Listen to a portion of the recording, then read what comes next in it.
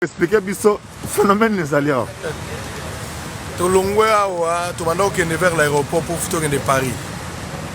Toya na Catalonia, tozu bus, po tomangi na métro, tokomi na bus awa po tobeta aéroport. Tokende na biso ti aéroport na terminal 1.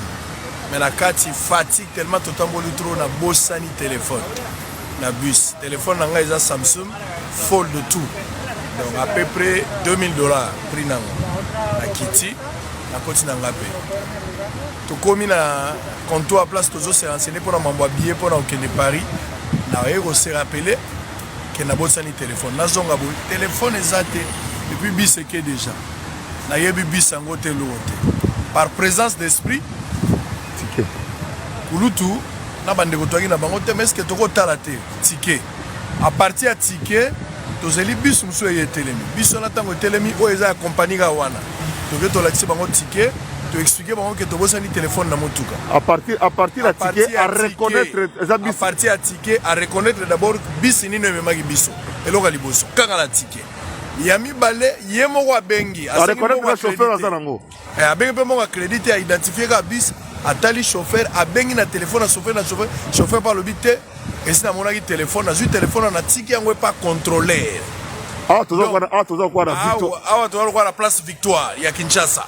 Mitugezo ya do centre ya batutu ezaliao bayebi bisote mbala liboso na koma na Espagne surtout na Barcelone bayebi ngaite ndeko na bango pete téléphone pesa ya cher batu pe bazo sala wa tangu musupe bazana ngote mais tala on était intellectuel batu bagenda na bango pele muso église te total baza pe ba frère te bota le logo sikoyo ba bengi na ye sikoyo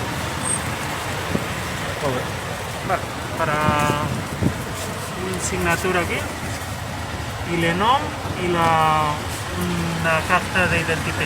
Ah, voilà. Passeport, oui, ça ordonnance à nomination. Téléphone. Non, le nom et un numéro d'identité.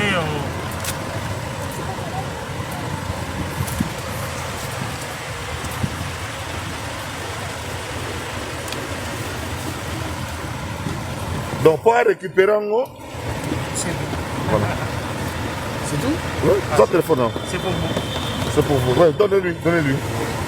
Ici d'abord. Chaque numéro du passeport, un numéro non. Makambako kamwa oyo to mona mboko oyo. Chauffeur à Transco à Zongisi.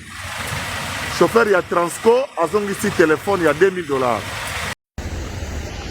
Awa toza toujours na place Catalonia. Tala bandeke ndenge ba sopani ba vandi na bango. Ils ont fait partie de la beauté à Mboka. Ils sont protégés. D'abord par rapport à la conscience, l'État peut protéger.